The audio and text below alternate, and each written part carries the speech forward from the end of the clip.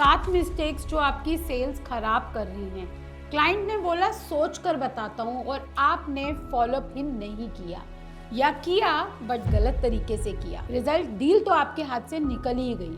आज मैं आपको बताने वाली हूँ 7 मिस्टेक्स जो सेल्स में हर कोई कर रहा है और लास्ट वाली मिस्टेक सबसे ज़्यादा लोग करते हैं। तो वीडियो के एंड तक ज़रूर बने रहना और देखते हैं कि इस वीडियो में आप कितनी मिस्टेक्स कर रहे हैं और उसको कैसे ठीक कर सकते हैं।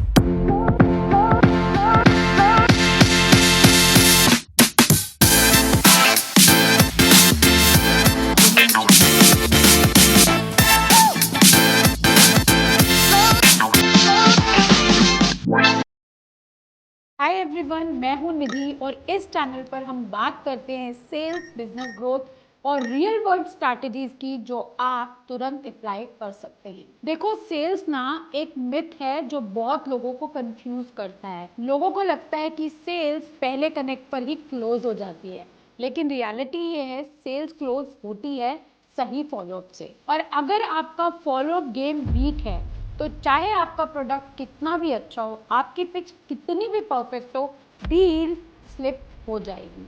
तो चलिए एक एक करके देखते हैं वो 7 मिस्टेक जो शायद आप भी कर रहे हो और उनको फिक्स करते हैं। मिस्टेक नंबर 1, सिर्फ एक बार फॉलोअप करके चुप बैठ जाना। ज़्यादातर आपके टीम मेंबर्स या आप अगर सेल्स में हैं तो एक फॉलोअप के बाद आप हार मान लेते हो। ये सबसे कॉमन मिस्टेक है।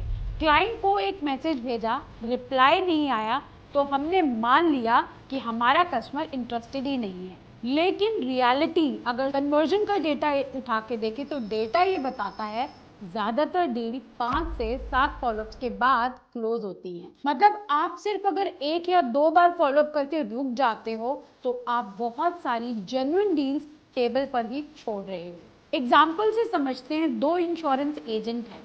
एक क्लाइंट को एक बार फॉलोअप करता है, फिर अज्यूम करता है कि क्लाइंट इंटरेस्टेड नहीं है। दूसरा एजेंट सेम क्लाइंट को 6 बार अलग अलग एंगल से फॉलोअप करता है। आप गेस कर सकते हो क्या होता है? दूसरे एजेंट का क्लोज रेट पहले एजेंट से कहीं ज़्यादा होता है। इसलिए याद रखना कि जब भी आप कोई लीड कन्वर्जन एमआईएस उठाकर देखोगे या अपना खुद का कन्वर्जन उठाकर देखोगे, जिन क्लाइंट्स पर आपने एक बार फॉलोअप किया है वहाँ पर कन्वर्जन बहुत वीक होगा और जहाँ आपने 5 से 7 फॉलोअप्स किए हैं वहाँ पर कन्वर्जन हमेशा हाई होगा। दूसरी मिस्टेक की बात करते हैं। हर फॉलोअप में सिर्फ ये पूछना, सर आपने कुछ सोचा? ज़्यादातर लोग यही करते हैं, एक ही मैसेज भेजते हैं, एक ही कॉल पे एक ही बात करते हैं, सर आपने कुछ सोचा? देखो, सेल्स में ना ये सबसे बोरिंग और यूजलेस फॉलोअप है जो आप कर रहे हो। इससे क्लाइंट को ना नया रीजन मिल जाता है रिप्लाई करने का। हर फॉलोअप में आपको कुछ नई वैल्यू ऐड करनी चाहिए, चाहे वो एक नया केस स्टडी हो, एक टेस्टिमोनियल हो या एक नया इंसाइट हो जो कस्टमर की प्रॉब्लम से रिलेटेड हो। देखो, जिग जिगलर जो हिस्ट्री के सबसे फेमस सेल्स ट्रेनर में से एक है, उनका प्रिंसिपल था फॉलोअप सिर्फ रिमाइंडर नहीं होता, हर बार क्लाइंट को एक नया रीजन मिलना चाहिए आपसे बात करने का। तो अगली बार जब फॉलोअप करो ना तो कुछ सोचा मत पूछो, कुछ नया लेकर आओ, कुछ टेस्टिमोनियल केस स्टडीज शेयर करो, मार्केट अपडेट शेयर करो, आपके प्रोडक्ट में नए फीचर्स क्या ऐड हुए उसके बारे में बताओ। आप देखना फॉलोअप्स पे रिस्पॉन्स आना शुरू हो जाएगा। मिस्टेक नंबर 3, ज्यादातर सेल्समैन प्रपोजल भेजकर चुप बैठ जाते हैं। बहुत लोग प्रपोजल भेजते हैं और फिर वेट करते हैं कि क्लाइंट का रिप्लाई आएगा। ये पैसिव अप्रोच है, जबकि प्रपोजल के साथ ही नेक्स्ट स्टेप शेड्यूल कर देना चाहिए। जैसे आपको इमीडिएटली कस्टमर को रिप्लाई करना चाहिए टेक्स्ट मैसेज से कि सर मैंने आपको प्रपोजल भेज दिया है, क्या हम क्विकली इस प्रपोजल को डिस्कस कर सकते हैं? फटाफट कॉल शेड्यूल करो और कस्टमर के साथ प्रपोजल डिस्कस करो। क्या ये टाइम आपके लिए ठीक रहेगा? आप कस्टमर से उसका कन्वीनियंट टाइम पूछ के अपना फॉलोअप शेड्यूल कीजिए। इससे होता क्या है ना कि लीड आपके कंट्रोल में रहती है, क्लाइंट को भी एक क्लियर नेक्स्ट स्टेप मिलता है आपसे बात करने के लिए और ये customer wait and watch mode पे नहीं जाता। चौथी मिस्टेक जो ज्यादातर सेल्समैन करते हैं प्रेशर में आके, डेस्परेट होने वाला फॉलोअप। जब आप बार बार मैसेज करते हो with a needy tone, sir please एक बार रिप्लाई कर दीजिए, सर बहुत जरूरी है, क्लाइंट को ये फील होता है कि आपको डील चाहिए, उन्हें नहीं। आपको पता है क्लाइंट्स एक कंपनी से बात नहीं कर रहे होते, एक प्रोडक्ट के लिए वो 10 सेल्समैन से बात कर रहे होते हैं। और फॉलोअप मैसेजेस पे नीडी शो होना, ये डायनेमिक्स डील को तुरंत कमजोर कर देते हैं। इंस्टेड कॉन्फिडेंस से बात करो, जैसे आप उनकी हेल्प कर रहे हो, उनसे बेगिंग नहीं कर रहे हो। एक कॉन्फिडेंट टोन में बोला गया फॉलोअप, हाय साहिल, मैं चेक कर रही थी कि क्या आपको प्रपोजल सही लगा या आपको क्लैरिफिकेशन चाहिए।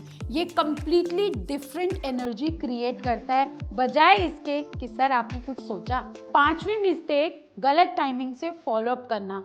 मंडे मॉर्निंग या फ्राइडे इवनिंग ये वर्स्ट टाइम होते हैं फॉलोअप के लिए। मंडे मॉर्निंग को लोग अपना वीक प्लान कर रहे होते हैं, अपने वर्क पे रिज्यूम करते हैं ऑफिस सैटरडे संडे के बाद, और फ्राइडे इवनिंग उनका माइंड ऑलरेडी वीकेंड मोड पे जा चुका होता है। क्या आपको पता है कि फॉलोअप करने की बेस्ट विंडो जो होती है वो ट्यूसडे से थर्सडे और दिन में 11 बजे से 1 बजे या फिर 4 बजे से 6 बजे तक होती है। ये छोटी सी डिटेल भी आपके रिस्पॉन्स रेट को सिग्निफिकेंटली इंप्रूव कर सकती है। 6th मिस्टेक जो ज़्यादातर सेल्समैन करते हैं, सिर्फ एक चैनल पे डिपेंड रहना।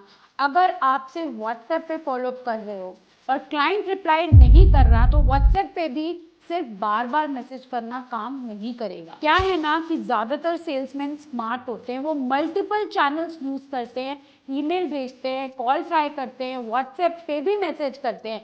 डिफरेंट पीपल डिफरेंट चैनल पे ज्यादा रिस्पॉन्सिव होते हैं। आखिरी और सबसे कॉमन मिस्टेक, फॉलोअप को ट्रैक ही नहीं करना।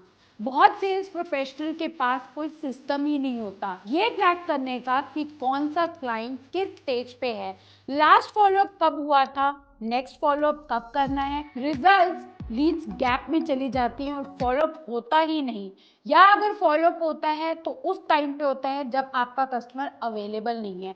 आपको कॉम्प्लिकेटेड सीआरएम की जरूरत नहीं है, एक सिंपल एक्सेल शीट भी काफी है। बस कॉलम बनाओ, क्लाइंट का नाम, last contact date and next follow up date. इतना सिंपल फॉलोअप सिस्टम भी आपके फॉलोअप की गेम को कंप्लीटली ट्रांसफॉर्म कर देगा। अब एक पावरफुल एग्जांपल लेते हैं। ग्रैंट कार्डन जो वर्ल्ड के टॉप सेल्स ट्रेनर में से एक माने जाते हैं, उनका एक फेमस प्रिंसिपल है, फॉर्चून इन दी फॉलोअप। मतलब असली पैसा फॉलोअप में ही होता है, पहले कॉन्वर्जेशन में नहीं। उनका पूरा करियर इस प्रिंसिपल पर ही बेस्ड है।